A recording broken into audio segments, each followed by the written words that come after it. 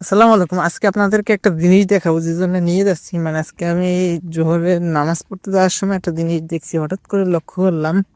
চলেন আগে না বলে গিয়ে দেখাই। মানে বিষয়টা আসলে অদ্ভুত। মানে এখনো এরকমের জিনিস আছে গ্রামে, এরকম দৃশ্য খুবই কম দেখা যায়।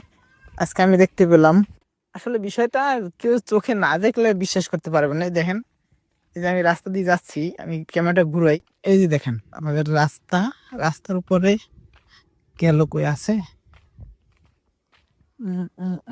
কই আছে, মানে একছড়া কলা, বুঝছেন, গাছে পেকে রয়েছে। বাট কেউ এখন পর্যন্ত নিতে পারতেছে না। এই যে দেখেন, এখন হয়তো বা কেউ খেয়ালই করেনি, দেখছেন। এই যে গাছে কলা পেকে আছে, জাস্ট এরকমের দৃশ্য এখন খুব কমই চোখে পড়ে। এই যে দেখছেন, একটা কলা অলরেডি কিন্তু পেকে গেছে। তার মানে ও, পাখিতেও খাইছে। এই যে এই এই রকমের দৃশ্য বর্তমানে কিন্তু খুবই কম দেখা যায়।